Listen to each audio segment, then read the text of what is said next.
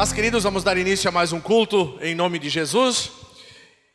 E vamos refletir nesta noite uma palavra que nós encontramos no livro de Esdras. Vamos estar refletindo um pouco sobre este texto, Esdras, capítulo 8. Nós vamos estar lendo do verso 21 ao verso 23. E vamos ouvir a palavra de Deus, vamos ouvir aquilo que Deus tem para nós nesta noite. Esdras liderando um povo de volta para Jerusalém, guiando um povo para reconstruir muros. E aqui, este texto de Esdras, capítulo 8, a partir do verso 21, é quando eles já estão de volta e Esdras vai iniciar a sua viagem de retorno. Assentados como nós estamos, mas com toda a reverência, a palavra de Deus, vamos ler estes versos. Esdras 8, 21, 22 e 23. Então apregoei ali um jejum junto ao rio Ava, para nos humilharmos perante o nosso Deus, para lhe pedirmos jornada feliz para nós, para nossos filhos e para tudo o que era nosso. Porque tive vergonha de pedir ao rei exército e cavaleiros para nos defenderem do inimigo no caminho, porquanto já lhe havíamos dito: a boa mão do nosso Deus é sobre todos os que o buscam para o bem deles, mas a sua força e a sua ira contra todos os que o abandonam. Nós, pois, jejuamos e pedimos isso ao nosso Deus, e Ele nos atendeu. Senhor, nosso Deus e Pai, nós somos muito gratos por podermos estar na Tua presença, por podermos estar Te louvando, Te adorando, por podermos declarar a Tua soberania sobre nós e podermos ouvir a Tua palavra. Te peço, Senhor, que o Teu Espírito Santo ministre conosco, que o Teu Espírito Santo fale ao nosso coração, nos ensine, ó Deus, neste tempo, tempos de angústia, tempos de aflição, mas tempos onde ainda podemos buscar a Tua face, tempos onde ainda podemos estar na Tua casa e na Tua presença. E queremos iniciar este ano na Tua presença, buscando a Tua face e a Tua direção para com as nossas vidas. E assim nós oramos, Pai, e entregamos tudo nas Tuas mãos, em nome de Jesus. Amém e amém. Queridos, este texto justamente ele fala, Esdras escreve neste livro, e aqui especificamente, versículos 21, 22 e 23, fala o que Esdras fez e levou o povo a fazer antes de iniciarem a sua jornada de retorno. Outro dia eu falei sobre Jeremias, sobre o choro de Jeremias, sobre o lamento de Jeremias, quando o povo foi levado para o exílio.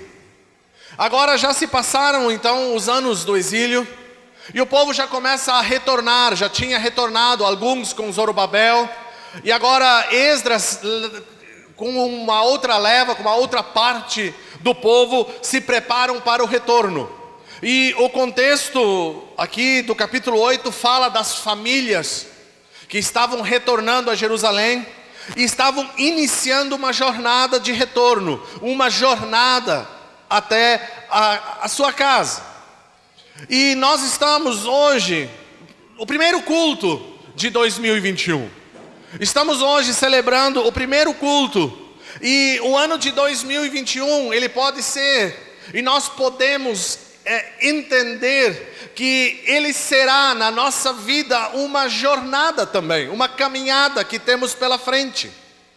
Nós temos 365 dias pela frente, que já se iniciaram e já estamos no dia 2, é dia 2, né? Já estamos no dia 2, e assim sucessivamente vamos novamente, né, em contagem regressiva até o último dia. E aí, se Deus assim quiser e permitir, mais um ano vai se iniciar. Então nós temos diante de nós uma jornada, nós temos diante de nós um caminho de 365 dias a ser percorrido. Como este povo tinha diante deles uma jornada, um caminho que precisava ser percorrido, um caminho que precisava ser trilhado até chegarem de volta a Jerusalém. E aqui nós podemos ver neste texto algo muito interessante que Neemias fez e que este povo fez para que tivessem um bom êxito na sua jornada, para que tivessem um bom êxito na sua caminhada. E essas recomendações também servem para nós. Essas recomendações nós também devemos entender e praticar para que nós possamos ter um bom êxito na nossa caminhada neste ano que se inicia. Ainda assim, lembrando, ainda assim compreendendo e entendendo a soberania de Deus sobre tudo. Deus ainda é e sempre será soberano sobre tudo, como Ele foi aqui neste tempo, continua sendo no nosso tempo. Mas a soberania de Deus, ela me leva ao temor, e o temor me leva a colocar algumas coisas em prática, como nós podemos ver aqui. E nós precisamos avançar, nós precisamos prosseguir, nós não podemos ficar estagnados, parados espiritualmente falando. Nós não podemos nos acomodar espiritualmente falando, nós temos que andar, nós temos que avançar. Este povo, ele foi levado para o exílio, ele viveu tempos ruins, ele passou por momentos ruins na Babilônia, momentos de dificuldade, de luta, de aflição na Babilônia. Mas agora então estava se iniciando um novo ciclo, um ciclo de retorno, um ciclo de voltar para casa. E uma coisa que o apóstolo Paulo me lembra na carta aos Filipenses, que eu preciso avançar, eu preciso prosseguir. O apóstolo Paulo diz: esquecendo-me das coisas que para trás ficam, prossigo para as que diante de mim estão, para o prêmio da soberana vocação em Cristo Jesus, o nosso Senhor, para o alvo. Jesus Cristo é nosso alvo. E neste ano que iniciamos, meus queridos, nós precisamos avançar em direção ao alvo. Nós precisamos prosseguir em direção ao alvo. E nós temos metas, nós temos projetos, como eu falei no outro culto. Nós costumamos no início do ano, como a Jordana ministrou aqui, nós costumamos no início do ano a fazer planos e projetos para o ano. Como este povo inicia uma jornada, nós iniciamos um novo ano com os nossos projetos. E aqui nós podemos ver alguns destaques que este povo fez, algumas atitudes que este povo teve, para que pudessem alcançar, completar essa jornada com bom êxito, com vitória. E a primeira coisa que nós podemos ver e encontrar aqui é que antes de partir, Neemias chama o povo, reúne o povo, e o versículo 21, então apregoei ali um jejum. O povo começou, a primeira coisa, a se consagrar. O povo, a primeira coisa que fez antes de partir, a primeira coisa que fez antes de sair, antes de fazer as malas, foi se consagrar ao Senhor. Esdras aprega um jejum para santificar o povo antes da partida. Esdras apregoou um jejum junto ao rio Ava. Para que serve um jejum? Para que nós iniciamos? Para que este povo inicia uma jornada jejuando? É algo que parece um pouco contraditório. Quando nós vamos fazer uma longa caminhada, quando nós vamos caminhar por bastante tempo, a lógica seria nós comermos uma boa refeição, nós nos alimentarmos bem para podermos caminhar pelo deserto. Mas aqui, antes do alimento físico, antes do alimento material, Esdras convoca o povo e apregoa um jejum. O jejum é um alimento da alma.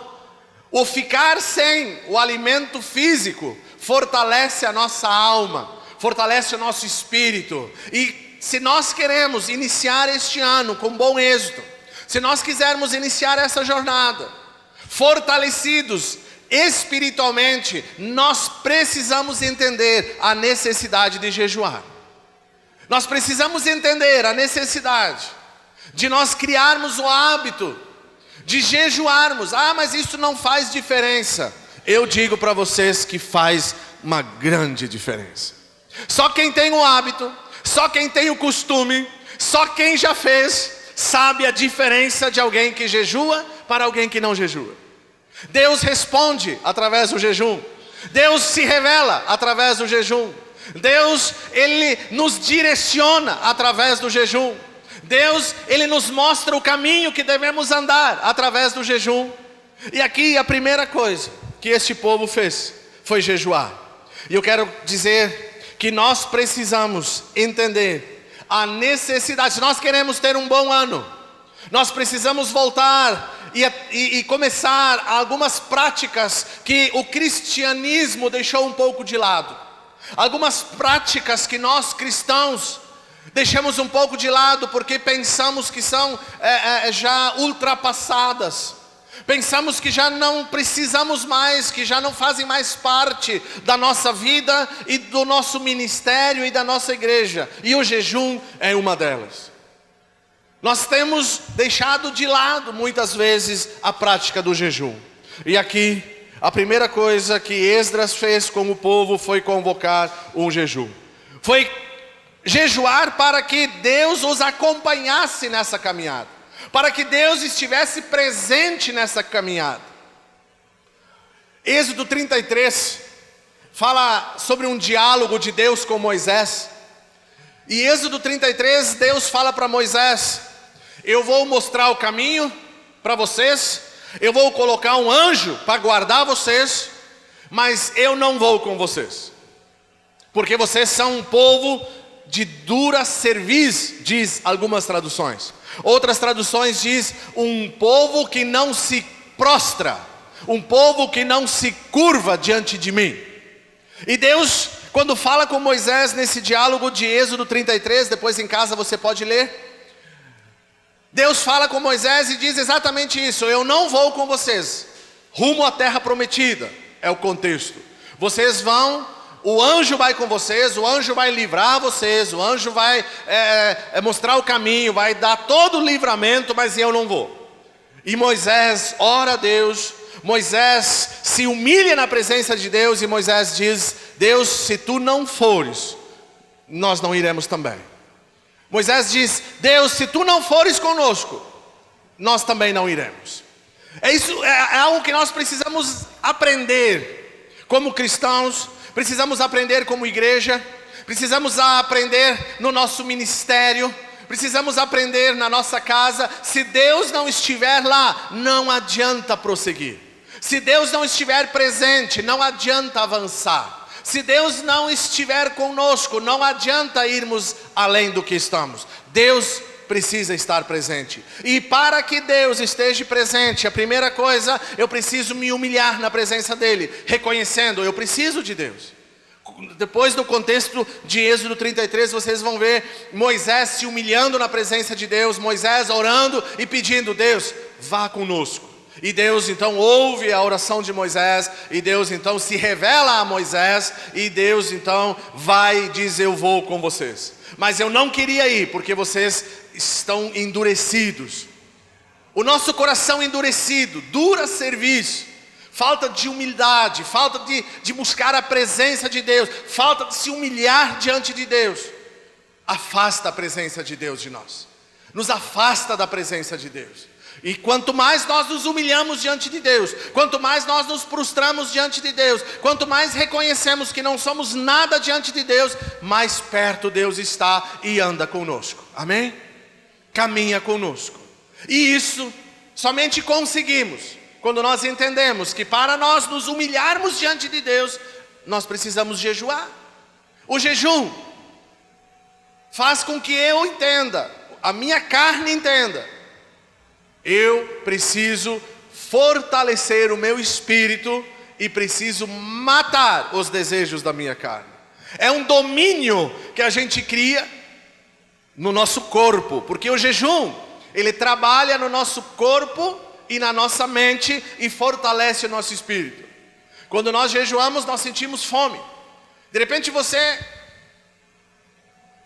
não tem o hábito de comer alguma coisa pela manhã, mas o dia que você decidir fazer o jejum, tem fome. O dia que você decidir jejuar, vem a fome, mas você não tem o hábito, porque é psicológico. A fome começa a trabalhar aqui, eu preciso comer. E aí eu preciso beliscar alguma coisa, eu preciso comer alguma coisa. Mas não é o teu costume, não é de rotina. Mas a tua mente te diz que você não precisa, que você não deve e que não faz diferença jejuar. Porque a carne luta contra o espírito e o espírito contra a carne. E assim, quando nós conseguimos dominar a nossa carne, quando a nossa mente consegue dominar e dizer: não, você não precisa comer agora, você não precisa se alimentar agora, você pode esperar para se alimentar depois. A nossa carne está sendo morta, está sendo vencida pelo desejo da fome, e o nosso espírito se fortalece. A gente não vê isso, isso é espiritual. O nosso espírito se fortalece porque Deus vê o nosso coração. Deus conhece a intenção do nosso coração. Deus sabe o motivo do meu jejum e me fortalece. Um outro dia eu posso trazer e falar só sobre o jejum, não vou falar só sobre isso, estou falando só sobre a necessidade de jejuar. Uma outra oportunidade vou falar sobre os motivos pelos quais jejuamos. Não jejuamos por qualquer coisa. Tem motivos bíblicos para jejum. Eu vou jejuar porque eu quero comprar um carro zero. Não tem motivo, não tem base bíblica para esse tipo de jejum. A Bíblia me ensina sobre o que eu devo jejuar e para quê. E aqui, hoje, falando sobre a necessidade. A necessidade do jejum faz parte da nossa caminhada, de iniciarmos uma jornada com bom êxito, como Esdras estava saindo da Babilônia com o povo, e a primeira coisa, antes de tudo, apregoou um jejum junto ao rio Ava, para nos humilharmos perante o nosso Deus, para lhe pedirmos jornada feliz para nós, nossos filhos e para tudo o que era nosso. Na verdade, o que Esdras queria era concluir a jornada debaixo da proteção de Deus. E o que nós queremos, o que eu quero concluir mais este ano, debaixo da proteção de Deus, entendendo a sua soberania, reconhecendo a sua soberania. Deus ainda é soberano, Deus sempre será soberano, mas eu quero andar debaixo da direção dEle. Eu quero estar debaixo da direção dEle, dos cuidados dEle. Eu e a minha casa e a minha família queremos estar debaixo do cuidado, da direção e da proteção de Deus. E isso, jejum. Para isso, jejuamos. Para isso, Esdras convoca o jejum, para o povo se humilhar. O que é se humilhar? Reconhecer que não é pela força do povo, que é pela astúcia do povo, pela sabedoria do povo, pela inteligência do povo que iriam completar aquela jornada, mas era porque Deus iria guardá-los naquela jornada. E assim o povo então jejua e se humilha para pedir jornada feliz para nós e os filhos. E aí Esdras fala uma coisa muito interessante. Esdras fala algo muito interessante. Porque eu tive vergonha de pedir para o rei um exército. Sabe por que Esdras diz isso? Eu tive vergonha de pedir para o rei. Bem que eu queria levar um exército para nos guardar nessa caminhada. Porque eu sei que eu vou falar daqui um pouco sobre os inimigos. Aqui eles tinham inimigos. Porque eu tive vergonha de pedir ao rei um exército e cavaleiros para nos defenderem do inimigo. Eles tinham inimigos na jornada, nós também temos, vou falar deles em seguida. Nós também temos inimigos que se levantam contra a nossa caminhada, que querem impedir a minha caminhada. E aqui, Esdras, ele convoca um jejum para que o povo se humilhe, para que Deus ande com eles, para que Deus os guarde, para que Deus os leve em segurança, porque ele tinha vergonha de pedir um exército. Por quê? Porque ele já tinha falado para o rei: Deus é soberano, Deus é poderoso, Deus nos guarda, Deus é conosco. Como ele vai agora pedir exército? Com que cara ele vai me pedir um exército, se ele já tinha dito para o rei e tinha declarado para o rei toda a confiança que ele tinha nesse Deus poderoso e maravilhoso? É a mesma coisa nós. É a mesma coisa quando nós falamos, testemunhamos do poder de Deus, da soberania de Deus. É a mesma coisa quando nós falamos para os outros da grandeza de Deus, mas quando nós precisamos nos agarrar nessa palavra, quando nós precisamos crer nessa palavra, quando nós precisamos crer naquilo que nós pregamos, nós não conseguimos crer. Ah, mas eu queria um exército, eu queria cavalos, cavaleiros, eu queria uma arma, eu queria um 38, eu queria me defender. Cadê a confiança em Deus? Cadê a minha confiança em Deus? Se eu disse para o irmão: crê, confia, Deus é fiel, Deus te guarda. Crê, confia, Deus é contigo, Deus não te abandona. E quando eu preciso crer naquilo que eu falo, eu não consigo crer. Sabe como eu consigo crer? Quando eu mato a minha carne e fortaleço o meu espírito. Eu consigo crer, o meu espírito tem intimidade com Deus, o meu espírito cria intimidade com o Senhor. Por isso que ele jejua, por isso que ele apregou o jejum. Porque para que Deus, para nos humilharmos perante Deus, para Deus ver um povo humilhado, um povo que reconhecia a dependência de Deus, que precisava da dependência de Deus. Porque eu tive vergonha de pedir um exército para nos defender dos inimigos, porque os inimigos existem. Os inimigos existem. E eu vou falar sobre os inimigos espirituais que querem atrapalhar a nossa jornada. Inimigos espirituais que se levantam, e eu vou falar de 3 deles. Inimigos espirituais que se levantam para atrapalhar a nossa caminhada e fazer com que a gente não conclua com bom êxito a nossa jornada. O primeiro inimigo. Sabe que eu vou falar de 3. O primeiro inimigo sou eu. Eu mesmo sou o meu inimigo. Eu. Por que eu digo isso? Gálatas 5, 16 e 17. Digo, porém, andai no Espírito e não satisfareis as concupiscências da carne, porque a carne milita contra o Espírito e o Espírito contra a carne, e estes opõem-se um ao outro, para que não façais o que quereis. Aí está o primeiro inimigo. A minha carne luta contra o meu espírito. O primeiro inimigo está dentro de mim. E para que esse inimigo seja vencido, já falei isso, nós precisamos de intimidade com Deus. E para que eu consiga intimidade com Deus, eu preciso jejuar. Isso me fortalece para que eu vença o inimigo que está dentro de mim. Pensem um pouquinho. Toda vez que eu paro para ler a Bíblia, agora eu coloquei nos nossos grupos, tanto daqui quanto lá de Bento, que nós temos como convenção um projeto de leitura da Bíblia durante este ano. Quem ainda não leu, é um incentivo. Para aquele que já leu, é um incentivo também para ler de novo. Então todos os dias eu vou estar colocando nos grupos os textos, os capítulos para serem lidos. E agora com uma facilidade ainda, porque podem ser ouvidos. Então você está lá o link, você pode ouvir a Bíblia. Coloca teu fonezinho, ouça a Bíblia. Mas toda vez que eu me programo para fazer isso, sempre a minha carne vai querer fazer outra coisa. O meu espírito quer ouvir, o meu espírito quer ler, ele quer se alimentar, ele está com fome. Mas a minha carne não. A minha carne não quer deixar que eu pare 10 minutos para ler 3 capítulos da Bíblia. A minha carne não quer que eu me sente por 10 minutos para orar. A minha carne está sempre lutando contra o meu espírito. Então ela é um inimigo que quer atrapalhar a minha caminhada, atrapalhar a minha jornada durante este ano e todos os anos consequentes até o dia em que Jesus voltar.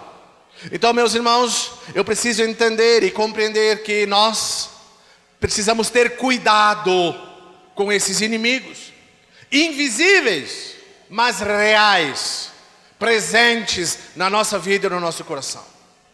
Inimigos que muitas vezes nós fizemos pouco caso, mas quando nós nos damos por conta, eles venceram a batalha e nos afastaram de Deus. Quando nós nos damos por conta, a carne venceu o espírito, e eu estou longe de Deus, afastado de Deus, morto espiritualmente falando. Por quê? Porque eu vacilei, eu não vigiei, eu não cuidei dos inimigos que estavam vindo contra mim. E Esdras, quando ele volta para Jerusalém, ele reconhece inimigos no caminho. Esdras sabe que iria passar por inimigos, que ia enfrentar inimigos, que iam se levantar inimigos. Esdras sabia disso. E Esdras apregou um jejum para que ele pudesse alcançar uma jornada feliz para aqueles que iam com ele e para que ele pudesse alcançar com bom êxito o retorno a Jerusalém.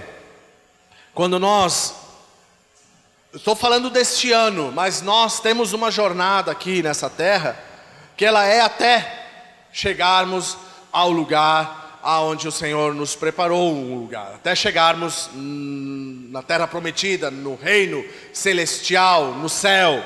Essa é a nossa peregrinação, essa é a nossa caminhada, lá é o fim.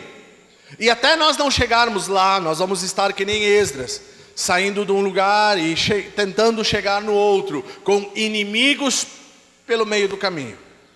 E a nossa carne sempre vai estar em conflito com o nosso espírito. E nós precisamos entender isso. Se nós não damos bola para isso, se nós achamos que isso é bobagem, que isso não tem nada a ver, logo logo nós podemos estar espiritualmente mortos. Um outro inimigo, o segundo deles, que eu quero estar rapidamente falando, é algo que também luta conosco para nos tirar da presença de Deus, e é o mundo. 1 João capítulo 2, versículos 15, 16 e 17 dizem: não ameis o mundo, nem o que há no mundo. Se alguém ama o mundo, o amor do Pai não está nele. Porque tudo o que há no mundo, a concupiscência da carne, a concupiscência dos olhos e a soberba da vida, não é do Pai, mas do mundo. O mundo passa e a sua concupiscência, mas aquele que faz a vontade de Deus permanece para sempre. Amém? Aqui nós conseguimos ver um segundo inimigo, o mundo. E quantas coisas o mundo tem nos oferecido. Quantas e quantas coisas o mundo tem colocado diante de nós para, de uma forma, nos tentar nos afastar do propósito de Deus e dos caminhos do Senhor. Jesus Cristo, quando foi levado para o deserto, Mateus capítulo 4, é uma outra mensagem também, só vou dar uma pincelada. Ele foi tentado em 3 áreas, lá no deserto. E são as 3 áreas onde nós somos tentados todos os dias, não é todos os anos. Todos os dias nós somos tentados em 3 áreas. E Jesus, depois você lê lá, Mateus capítulo 4, quando Jesus se batizou, foi batizado por João Batista no Rio Jordão, o Espírito Santo o levou para o deserto e lá ele passou jejuando 40 dias e 40 noites, e depois o texto diz que ele teve fome. E veio o inimigo, Satanás, e ele foi tentado pela fome. As necessidades físicas, as nossas necessidades físicas. Jesus foi tentado por uma necessidade física daquele momento. Ele foi tentado a abrir mão de servir a Deus e de buscar a Deus para suprir uma necessidade física, a fome. O diabo diz: se tu és realmente o Filho de Deus, manda que essas pedras se transformem em pães. E Jesus diz: não só de pão viverá o homem, mas de toda a palavra que procede da boca de Deus. E então, nessa primeira área, Jesus venceu, 1-0 para Jesus. Tem um cântico que fala isso. E assim sucessivamente, Jesus foi tentado em todas as áreas. Depois, pelos olhos, pelo que Jesus podia ver, e depois pelo poder. Então, que nós possamos entender que nós temos um inimigo real. O primeiro, a minha carne. O segundo, os desejos, as vontades que este mundo me oferece. E o texto é muito claro. Porque tudo que há no mundo, a concupiscência, vamos simplificar um pouco essa palavra, desejo exagerado. Os desejos exagerados da carne e dos olhos e a soberba da vida, isso não vem de Deus. O desejo exagerado não vem de Deus. E isso me afasta de Deus, e isso é um inimigo contra o qual eu preciso lutar todos os dias. Eu preciso vencer todos os dias. E o terceiro, que eu creio que vocês já sabem de quem eu vou falar, a Bíblia é muito clara que nós temos um adversário, que é Satanás. 1 Pedro 5, 8 e 9, sede sóbrios, vigilantes, porque o diabo, o vosso adversário, anda em derredor, bramando ou rugindo como um leão, buscando alguém para devorar. Então, nós precisamos entender que nós também temos um inimigo espiritual. A nossa carne, o que o mundo nos oferece, e o diabo e os seus demônios espiritualmente querem nos destruir e não permitir que eu e você completamos essa jornada, completamos este caminho, chegamos lá no fim, em bom êxito, guardados, como Esdras pede para Deus, uma jornada feliz para nós, os nossos filhos e tudo que temos. Que nós possamos, meus queridos irmãos, neste ano que se inicia, compreender muito bem esta verdade. Muitas vezes nós vacilamos na nossa caminhada por não darmos e não prestarmos atenção naquilo que a palavra de Deus nos revela. E aí nós ficamos pelo meio do caminho. E aí os anos vão se repetindo. E parece que cria um ciclo, uma bola de neve que parece que tudo será sempre igual e da mesma forma. A gente começa um ano, cria expectativas diante desse ano novo, a gente anda um pouco, passa janeiro, fevereiro, março, quando vê, a gente está na mesma e velha rotina. Vou no culto quando dá, faço as coisas para Deus quando dá, não tenho prioridades, não tenho propósitos, não tenho projetos, espiritualmente falando. E aí passou-se mais um ano. E assim, vem janeiro de novo, e nós criamos uma expectativa. E aí, janeiro, fevereiro, março, paramos com tudo de novo. Isso não é não é dois, isso às vezes cria ciclos de 5, 10, 15, 20 anos, se repetindo as mesmas coisas. Por quê? Porque nós não entendemos que nós lutamos com inimigos, que realmente não querem que eu e você completamos os nossos projetos. Inimigos que não querem que eu e você chegamos lá no final com bom êxito. E a nossa meta, o nosso projeto para 2021, tanto aqui na Feliz quanto em Bento, é ir e fazer discípulos. E vocês acham que quando eu prego, quando eu falo, quando eu digo, vamos fazer discípulos, o diabo não ouve? O diabo não sabe que nós estamos como soldados nos preparando para esta jornada de ganhar almas e fazer discípulos? Certamente ele ouve, certamente ele também já está tramando para atrapalhar, porque ele é inimigo, porque ele é o nosso inimigo. E se nós não estivermos preparados, se nós não estivermos fortalecidos, se nós não estivermos revestidos da couraça da justiça, da armadura de Efésios capítulo 6, nós vamos novamente passar um ano e chegar lá no fim e não completarmos a jornada, não alcançarmos aquilo que planejamos agora e que estamos planejando.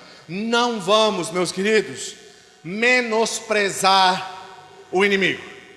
Não vamos menosprezar os nossos inimigos. Não menospreze a tua carne, que é o teu primeiro inimigo. Não menospreze. Não pense que você domina, não pense que você vai vencer a carne na força, não vai. A carne é vencida no espírito, a carne é vencida no jejum, a carne é vencida no alimento da palavra. Você não vence a carne na força, porque a tua força é a tua carne. Como a tua carne vai lutar contra ela mesma? Esquece, isso não existe. Você precisa fortalecer o teu espírito para vencer a tua carne. Esse é o teu primeiro inimigo. Se você não vencer esse, não vencerá o segundo. Porque se eu não estiver com a minha carne, com o meu espírito fortalecido, se a minha carne estiver fortalecida, eu vou com muita facilidade absorver, querer para mim o que o mundo me oferece. Porque é isso que o texto diz. A concupiscência, o desejo pelas coisas do mundo me atraem e me levam para o mundo. Então, se a minha carne estiver forte, se eu não estiver com o meu espírito fortalecido, eu já não vou nem passar da primeira e da segunda, e o diabo nem vai precisar fazer nada, porque ele é o terceiro. A gente bota muita culpa, a gente sabe que o diabo tem as costas largas, ele leva muita culpa de coisas que ele não tem nada a ver, ele está só assistindo, está só olhando. Mas quem está fazendo a coisa é a minha carne e a concupiscência dos meus olhos, os meus desejos pelas coisas do mundo. O diabo está lá só olhando, e a culpa é do diabo. O diabo só vai entrar em cena depois que eu estiver fortalecido, depois que eu estiver realmente forte espiritualmente, depois que eu conseguir vencer a minha carne, tiver intimidade com Deus, vencer as tentações que o mundo me oferece, o diabo vai começar a me colocar coisas para me derrubar, para me vencer e para me afastar de Deus. Mas aí ele não vai conseguir, ele vai só tentar. Por que ele não vai conseguir? Porque meu espírito está forte, estou fortalecido porque jejuei, e o diabo será vencido, porque ele anda em derredor. Um outro texto também para uma outra reflexão. Procurando alguém para devorar. Procurando. Ele só vai achar aquele que estiver fraco. Só vai achar aquele que estiver espiritualmente morto. E para concluir, uma coisa que nós precisamos reconhecer, e o que Esdras reconheceu, ele sabia, ele tinha certeza, a fé que ele tinha lhe dava a certeza que a boa mão do nosso Deus é sobre todos os que o buscam. Essa era uma certeza de Esdras. A boa mão de Deus está conosco. Eu queria levar um exército comigo, mas eu tive vergonha de pedir para o rei, porque eu já tinha falado para o rei que Deus era conosco. Ele cria nisso, ele tinha certeza disso. E que nós possamos, meus queridos irmãos, iniciar esta caminhada, iniciar essa jornada com esta certeza: Deus está conosco. A boa mão de Deus é conosco. Porque se nós não tivermos esse entendimento, se nós não tivermos essa convicção, essa certeza, essa fé de que Deus está conosco nessa caminhada, nós não iremos. Como Moisés em Êxodo 33. Melhor não ir se nós não tivermos a certeza de que Deus irá conosco. Melhor não ir se nós não tivermos a convicção e a certeza de que Deus está cuidando de nós. E Deus tem cuidado de nós, meus queridos. Eu tenho experimentado, eu tenho visto o cuidado de Deus na nossa vida, na nossa casa, na vida de vocês, irmãos que caminham conosco e que têm experimentado da mesma forma o cuidado de Deus, têm experimentado da mesma forma a proteção de Deus, o livramento de Deus. Se tivéssemos tempo e oportunidade, vamos ter oportunidade para isso num culto muito em breve, para podermos contar alguns testemunhos. E eu creio que muitos testemunhos temos, né? Do livramento de Deus, do cuidado de Deus no nosso trabalho, na nossa casa, no trânsito, Coisas que muitas vezes nós nem imaginamos, mas Deus está lá cuidando de nós, como Esdras, a certeza de Esdras, a boa mão do nosso Deus é sobre todos os que o buscam. Se nós buscamos a Deus, se nós temos esse entendimento de buscarmos a Deus, de nos entregarmos para Deus, Ele tem cuidado de nós. Ele tem cuidado de nós. Esdras tinha essa certeza, mas também tinha a convicção de que a sua força e a sua ira são contra todos os que o abandonam. Esdras tinha essa certeza também. Deus é fiel para aquele que o busca, mas Deus também não deixa passar em branco aquele que o abandona. E esta é uma verdade. Todos nós um dia vamos ter que prestar contas diante dele. Todos nós um dia vamos ter que dobrar o nosso joelho diante dele e reconhecer: Deus é soberano. Todos. Independente de céu ou de inferno, independente de salvação eterna ou morte eterna, todos precisamos dobrar o nosso joelho diante dele. Que nós possamos dobrar antes, que nós possamos ser os primeiros a nos dobrarmos diante do Senhor, que nós possamos ser os primeiros a nos prostrarmos diante do Senhor, porque os primeiros a se prostrarem diante dele entrarão para o seu reino, os últimos para a condenação. Os últimos a se prostrarem diante dele não é para arrependimento, os últimos é para a condenação. Que nós possamos ser os primeiros. Meus queridos, eu quero encerrar falando sobre esse texto de Esdras e nos trazendo essas atitudes à nossa memória.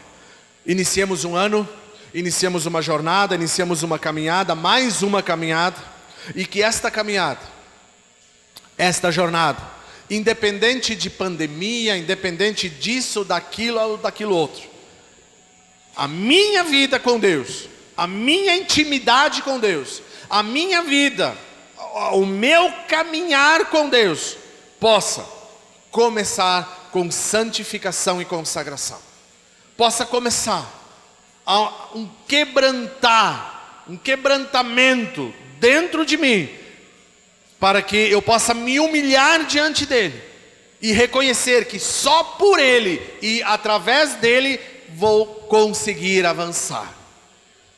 Que nós possamos reconhecer esses inimigos, não menosprezá-los, não desprezá-los, não fazer de conta que não existem, a começar pelo que está dentro de mim, a começar pelo que está dentro de cada um de nós. Que nós não venhamos a desprezar esses inimigos, que nós venhamos a nos fortalecer o nosso espírito, que nós não venhamos a cair nas ciladas que o mundo nos apresenta, e que nós possamos nos revestir da armadura espiritual de Efésios 6, para permanecermos firmes e inabaláveis no dia mau. O dia mau é quando o inimigo nos ataca, e que nós possamos reconhecer que a boa mão do nosso Deus é sobre todos aqueles que o buscam. Se nós buscamos a Deus, a boa mão de Deus é conosco.